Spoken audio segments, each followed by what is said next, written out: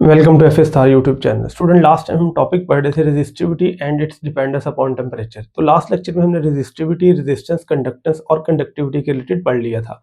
आज जो हमारा लेक्चर है वो है इफेक्ट ऑफ टेम्परेचर, और साथ में हमने temperature coefficient of resistance and resistivity पढ़ना है। स्टूडेंट, लास्ट लेक्चर आप लोगों ने उम्मीद है कि अच्छे से नोट किया होगा, वहाँ पे लिख लिया होगा, उसके नोट्स बना भी लिए होंगे। उसी से आगे ये स्टार्ट करना है टॉपिक। आज का जो हमारा टॉपिक स्टार्ट होगा वो इफेक्ट ऑफ टेम्परेचर से। लास्ट टाइम मैंने ये बताया था कि बच्चे जो रेजिस्टेंस है ना वो 4 फैक्टर पे डिपेंड करती है, लेंथ पे, एरिया पे, नेचर पे मटेरियल की, और साथ में टेम्परेचर पे। टेम्परेचर का इफेक्ट हम स्टार्ट करने जा रहे हैं। सबसे पहले मैंने ये कंडक्टर बनाया है और कंडक्टर के अंदर ये मैंने एटम ड्रा कर दिए। बच्चे, हमने ये देखना है कि रुकावट कैसे जो है ना वो टेम्परेचर के साथ चेंज होगी। लेट्स सपोज यहाँ से एक चार्ज गुजर के जा रहा है। अब चार्ज के गुजरने का रास्ता ये नीचे से है, यहाँ पे तो एटम पड़ा है तो यहाँ से गुजरेगा नहीं, यहाँ पे रुकावट है। अब देखिएगा कि वो यहाँ से भी गुजर सकता है और यहाँ से भी गुजर सकता है। अब उसके पास ये 2 रास्ते मौजूद हैं। लेकिन होगा क्या कि अगर हम यहाँ से टेम्परेचर को इंक्रीज कर दें, अच्छा, टेम्परेचर इंक्रीज करने से जो एटम है इनको मिलने वाली जो एनर्जी है वो बढ़ जाएगी। यानी जैसे हम टेम्परेचर बढ़ाएंगे, टेम्परेचर बढ़ाने से इन एटम की एनर्जी बढ़ जाएगी। जैसे इनकी एनर्जी बढ़ेगी तो साथ ही इनकी वाइब्रेशन भी इंक्रीज कर जाएगी, यानी वो ऐसे करके वाइब्रेट करेंगे। पहले ये एटम कम वाइब्रेट कर रहा था, अब ये ज्यादा वाइब्रेशन स्टार्ट कर देगा।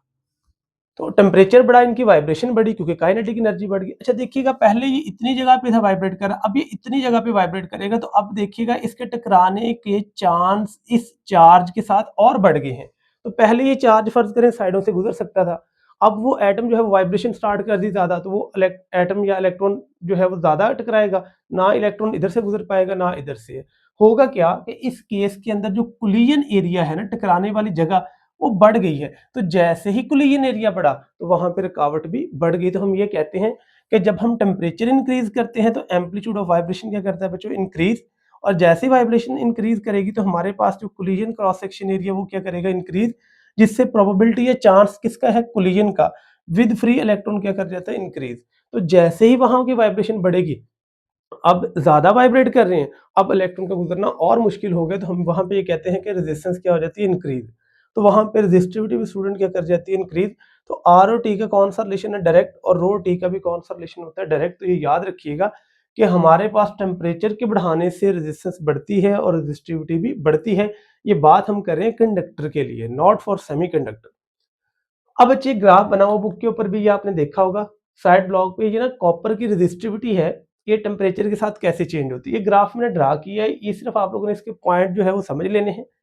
इस ग्राफ की पूरी जो लाइन है ना हम देख रहे हैं, इसको कहते हैं ये लीनियर ग्राफ है, यानी स्ट्रेट लाइन आ रहा है। लेकिन देखा जाए तो इसके बाद ये ग्राफ स्ट्रेट नहीं रहता। यहां तक ग्राफ स्ट्रेट है, तो यहां तक बच्चे रो और टी का डायरेक्ट रिलेशन फॉलो हो रहा है। यहाँ एक सबसे इंपॉर्टेंट पॉइंट ये है कि जैसे जैसे टेम्परेचर कम होगा रेजिस्टिविटी भी कम होगी। अगर हम देखें 0 डिग्री, तो 0 डिग्री के ऊपर जाके मेरे पास रेजिस्टिविटी 0 नहीं हुई। यानी अगर एमसीक्यू में भी देखा जाए, तो अगर आपसे कहा जाए एट 0 डिग्री सेंटीग्रेड, तो बच्चे याद रखिएगा रेजिस्टिविटी यहाँ पे 0 नहीं होती। तो ये पॉइंट आप लोगों ने याद रखना है कि 0 डिग्री की बात करें, नॉट अ 0 केल्विन की।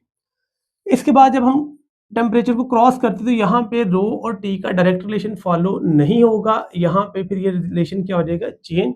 तो ये linear line or for some range of temperature जो है रो डायरेक्टली प्रोपोर्शनल क्या आता है, टी। तो ये ग्राफ आप लोगों ने राइट डाउन करके वहां पे हाईलाइट कर लेना।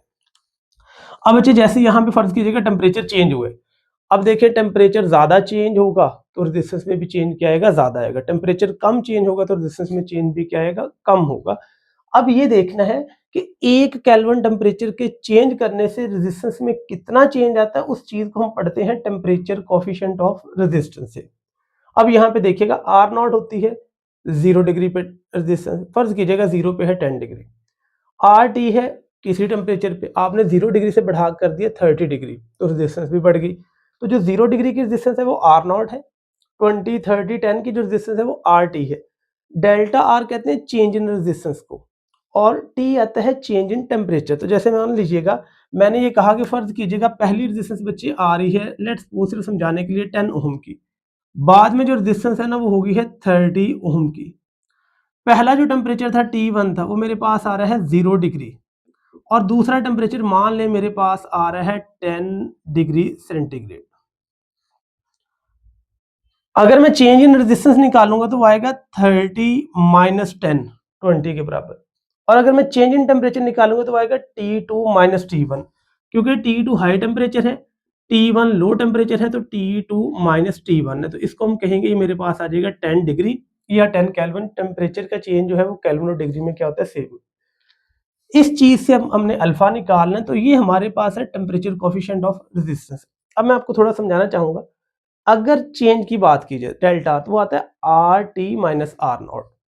चेंज इन रेजिस्टेंस का ओरिजिनल रेजिस्टेंस के साथ डायरेक्ट रिलेशन है। फर्ज कीजिएगा बच्चे, शुरू में रेजिस्टेंस है 10, उसमें चेंज भी कम आएगा। शुरू में रेजिस्टेंस ही 1000 है, उसमें चेंज भी बड़ा आएगा। तो जो चेंज इन रेजिस्टेंस का ताल्लुक है वो ओरिजिनल रेजिस्टेंस या आर नॉट के साथ डायरेक्ट रिलेशन है। इसी तरह चेंज इन रेजिस्टेंस का चेंज इन टेम्परेचर के साथ भी डायरेक्ट रिलेशन है। तो जो चेंज इन रेजिस्टेंस है वो दो चीजों के डायरेक्टली प्रोपोर्शनल है, एक आर नॉट के, दूसरा टी चेंज इन टेम्परेचर के। अगर मैं इन दोनों को कंबाइन कर तो delta R is directly proportional R not into T आएगा। Delta R is equal to, ये जो अल्फा है ना, ये प्रोपोर्शनैलिटी ना समझिएगा, इसे अल्फा कहना, ये है टेम्परेचर कोफिशिएंट ऑफ रेजिस्टेंस। अब देखिएगा अल्फा इधर रहेगा, आर नॉट और टी इधर क्या हो जाएगा, डिवाइड। तो मेरे पास यहाँ फार्मूला लिखेगा alpha is equal to delta R over क्या आएगा, आर नॉट इंटू टी आ जाएगा। डेल्टा आर की वैल्यू पुट करें तो R T minus R not over क्या आएगा, आर नॉट इंटू टी आ जाएगा। ये था फार्मूला मेरे पास टेम्परेचर कोफिशिएंट ऑफ रेजिस्टेंस का। अब बच्चे मैं कुछ चीजें आपको समझाना चाहूंगा। ये जो delta R over R not है ना, इस क्वांटिटी को, इतने का नाम होता है फ्रैक्शनल चेंज इन रेजिस्टेंस, यानी change in resistance divide by original resistance. इस चीज को आप लोग कहते हैं फ्रैक्शन चेंज इन रेजिस्टेंस।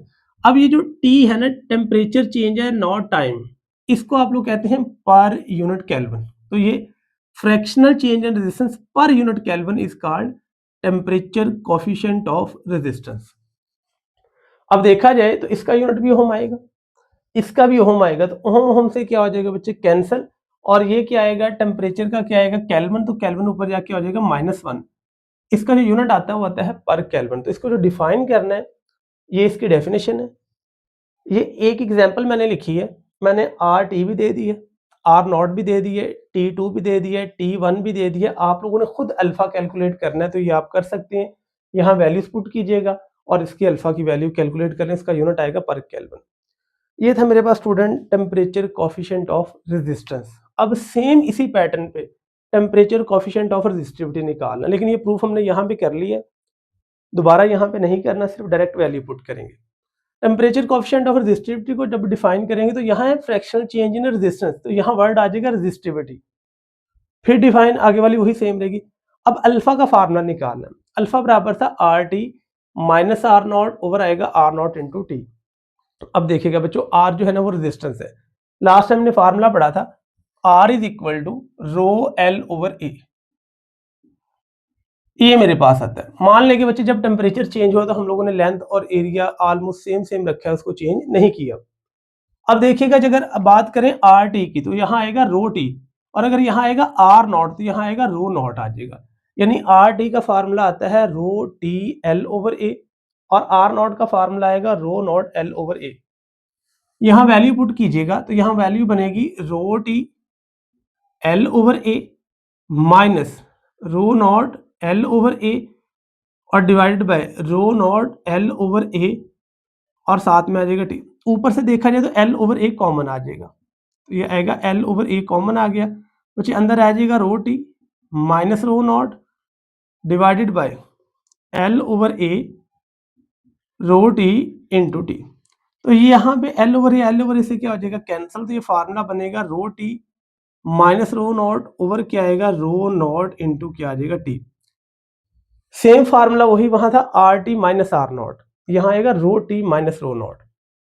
इस क्वांटिटी को भी हमने वैसे ही डिफाइन करना है कि फ्रैक्शनल चेंज इन रेजिस्टिविटी ये वाली क्वांटिटी है पर यूनिट केल्विन, यूनिट इसका भी पर केल्विन बनेगा। तो ये था टेम्परेचर कोफिशिएंट ऑफ रेजिस्टेंस और ये है temperature coefficient of resistivity. Last में दो पॉइंट आपने नोट के तौर पे याद रखिएगा, एक होते हैं पॉजिटिव टेम्परेचर कोफिशिएंट, एक आते हैं negative temperature coefficient. Positive temperature coefficient को आप बच्चे शॉर्टली कहते हैं PTC device, positive temperature coefficient. ऐसे मटेरियल जिनका अल्फा पॉजिटिव है उनको कहते हैं पॉजिटिव टेम्परेचर। मतलब देखिएगा अल्फा पॉजिटिव का मतलब कि अल्फा का ताल्लुक आता है चेंज के साथ, अगर डेल्टा आर पॉजिटिव है, चेंज इन रेजिस्टेंस पॉजिटिव है, तो अल्फा भी पॉजिटिव आएगा। चेंज का मतलब क्या है, R T minus R not. अगर आर टी बड़ा है आर नॉट से तो समझ लें अल्फा पॉजिटिव है, अगर आर टी छोटा है आर नॉट से तो अल्फा नेगेटिव है। अगर देखिएगा आर और टी का डायरेक्ट रिलेशन आ जाए, यानी अगर टेम्परेचर बढ़े तो रेजिस्टेंस बढ़े, टेम्परेचर कम हो रेजिस्टेंस कम हो, तो कहते हैं डायरेक्ट रिलेशन। इनको आप नाम देते हैं पॉजिटिव टेम्परेचर कोएफिशिएंट का। और ये मटेरियल किन के लिए एप्लीकेबल होता है, कंडक्टर्स के लिए। अगर आ जाए कि कंडक्टर के लिए अल्फा की वैल्यू क्या आती है, तो बच्चे कंडक्टर के लिए अल्फा हमारे पास हमेशा पॉजिटिव आएगा। अब आते हैं एनटीसी। एनटीसी स्टैंड फॉर है बच्चे नेगेटिव टेम्परेचर कोएफिशिएंट। पहले इसका पॉइंट लिख लें, अल्फा नेगेटिव आएगा और इसमें आर और टी का इनवर्स रिलेशन फॉलो होगा। इसमें क्या होगा कि अगर टेम्परेचर बढ़ेगा तो रेजिस्टेंस कम हो जाएगी, टेम्परेचर कम होगा तो रेजिस्टेंस ज्यादा हो जाएगी। मसलन देखिएगा, सवाल ये कि ये कैसे होता है। यहाँ पे मेरे पास एक है सेमीकंडक्टर, फोर्थ ग्रुप का एलिमेंट। यहाँ होता है क्या कि जब आप टेम्परेचर बढ़ाते हैं, अब हमें तो ये पता है कि वहाँ वाइब्रेशन बढ़ेगी, वहाँ कोलिजन बढ़ेगी, वहाँ प्रोबेबिलिटी बढ़ेगी, तो रेजिस्टेंस तो बढ़नी चाहिए। सेम कॉन्सेप्ट बच्चे यहाँ पे अप्लाई होगा, लेकिन यहाँ रुकावट कम हो जाएगी। ये बड़ा अहम पॉइंट है, वो सुनिएगा कैसे होता क्या है।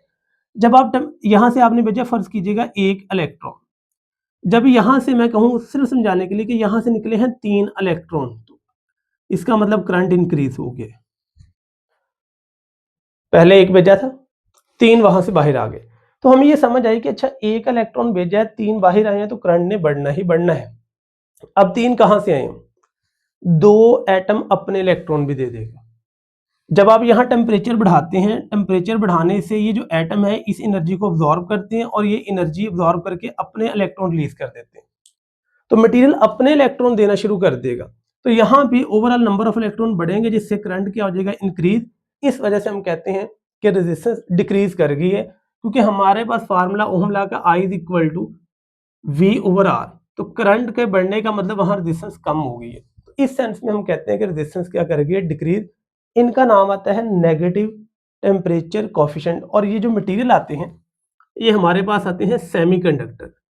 कंडक्टर के अंदर हमने पढ़ा बच्चे अल्फा पॉजिटिव आता है, तो सेमीकंडक्टर के अंदर असल में अल्फा क्या आएगा, नेगेटिव आएगा। इसमें जर्मेनियम आएगा, इसमें सिलिकॉन आएगा, इसमें कार्बन आइटम आएंगे। ये था बच्चे आज का हमारा टॉपिक।